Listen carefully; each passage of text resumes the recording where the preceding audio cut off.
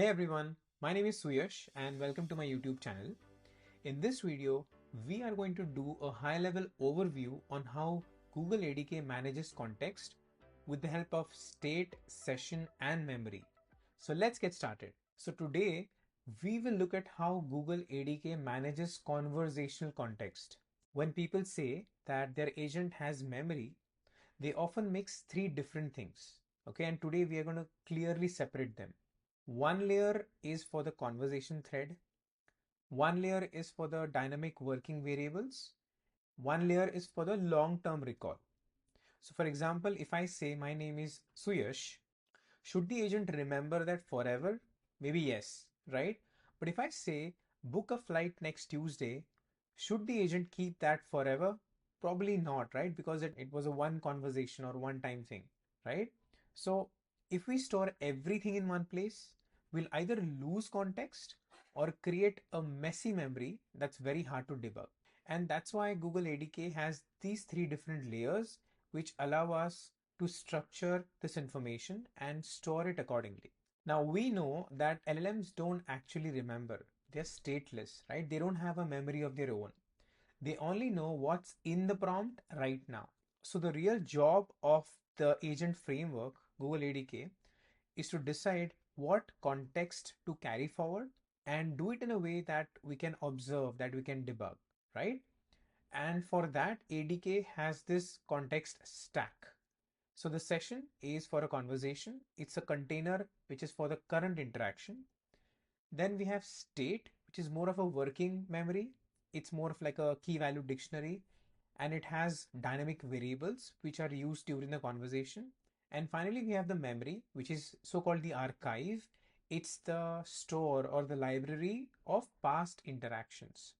Now, for example, imagine you have a support bot and the user says their order number once.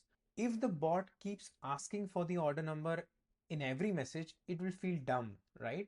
On the other side, if it remembers the order number forever, it may leak it into unrelated chats, and that's also equally bad. And that's why we need this kind of structure which separates short-term information from long-term information. Now let's look at the session object. So think of session as basically the folder for one conversation thread. So everything that happens in the conversation, every message, every tool call, every response becomes part of this session's history.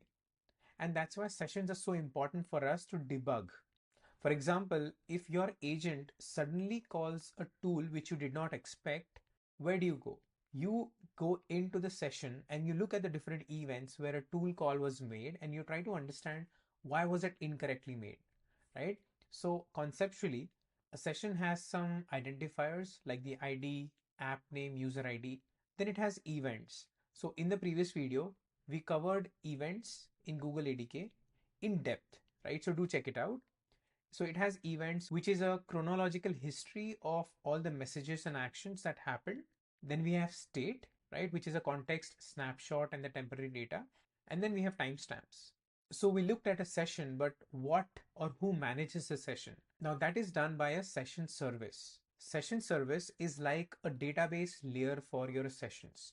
It takes care of creation of the session, retrieval, updates, and deletions, and we do not manage session objects manually.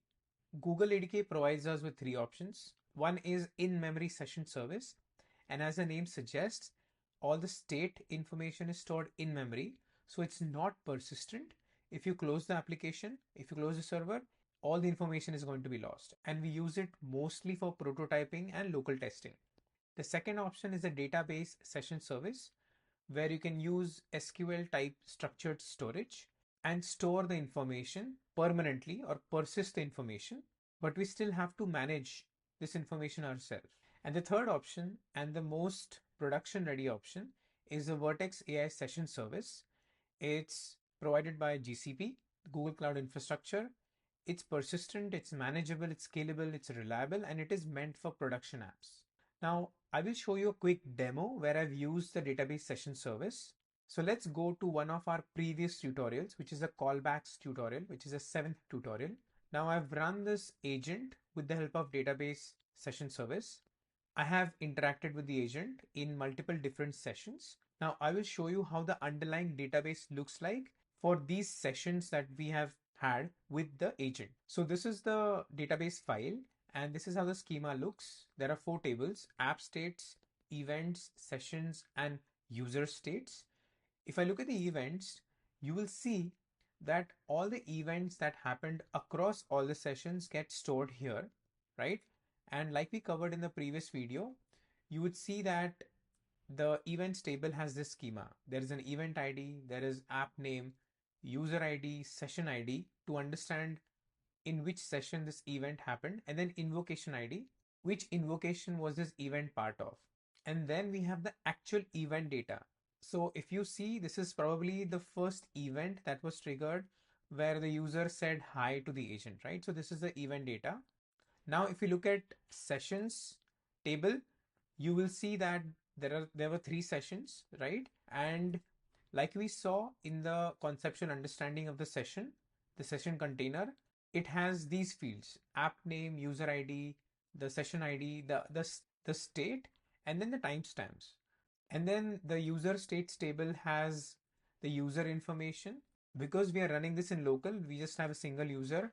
So we have the app name, the user, the state, which was persistent for the user, and the timestamp. Okay, great. Now let's look at the state.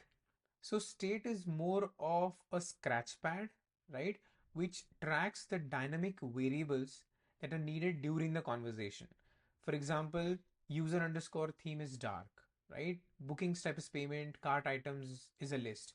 So it's essentially a key value dictionary. Scoping state with prefixes. Now this is one of the most important concept in this entire tutorial. So not all state information is equal, right? Some information should die off after the current invocation. Some information should survive the entire session, and some information should actually follow the user forever, right? And how we do it in ADK is by using prefixes. So prefixes are how ADK lets you be intentional about how long you want to store this information. So if you want to save the information, if you want to save state only for that invocation, only for that turn, then you use a prefix temp. Like here it is temp raw API response. Now, if you don't give any prefix, the default behavior is to store that information for that entire session, right? For example, the current booking step. Now, if you want to store that information for a longer period of time for a user, for specifically a user, then you can use a user prefix. Okay, so it persists across all the chats for that user. For example, the preferred language of the user. And finally, there is app. So if you want a global scope where you want the information to be available for every user that's using the app across the app, then we use the app prefix. For example, global discount code, which is applied to all the users.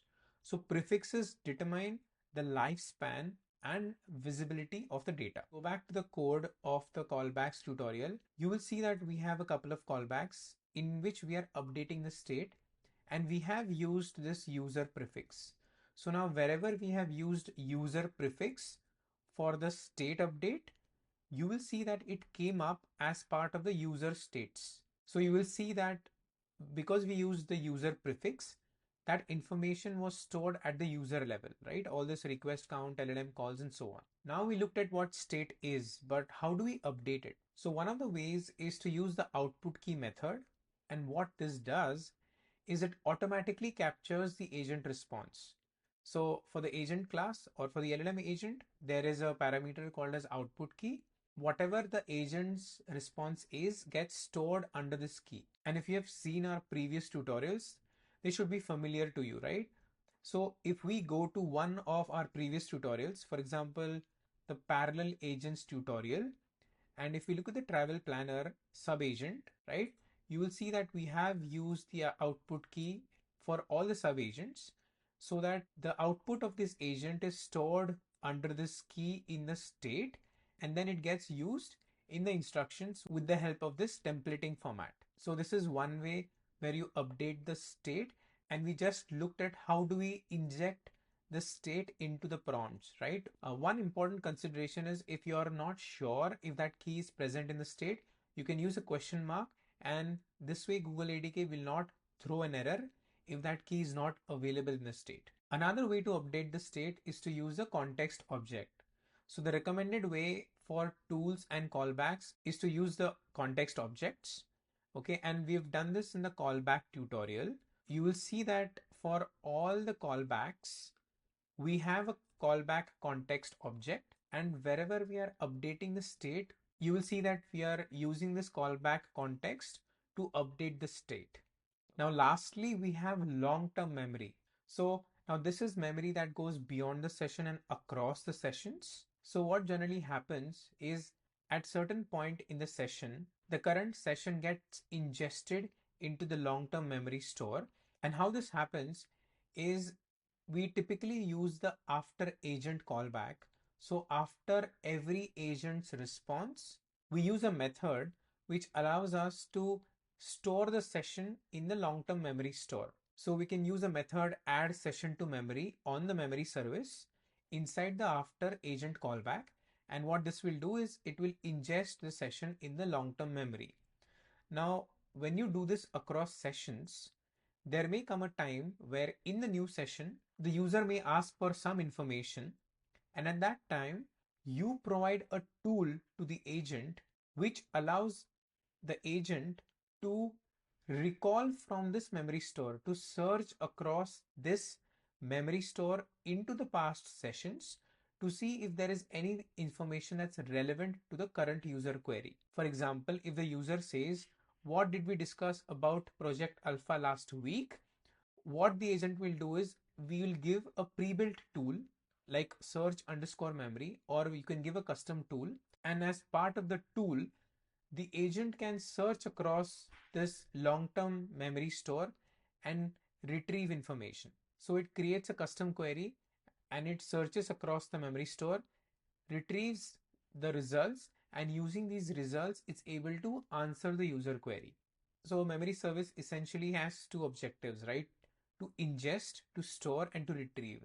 So Google ADK provides two memory service implementations. In-memory memory service allows basic keyword search, basic keyword match.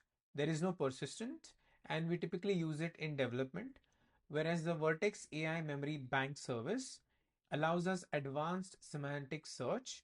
So whenever we store the session in memory, the LLM is able to smartly summarize that information, generate memories, consolidate that information, and then store it in the memory store. It does not just blindly dump all the information, right? It is LLM powered to extract and consolidate that information to optimize the storage and retrieval. It's fully managed on Google Cloud, and it is meant for production use. So in summary, we looked at the session, which is a container for the current conversation. We looked at the state, which is a dynamic scratchpad, and then we looked at the long-term memory. That's all for today. This was a high-level overview on how Google ADK manages context. If you like the video, do like, do subscribe, do comment, and stay tuned for future videos. Thank you.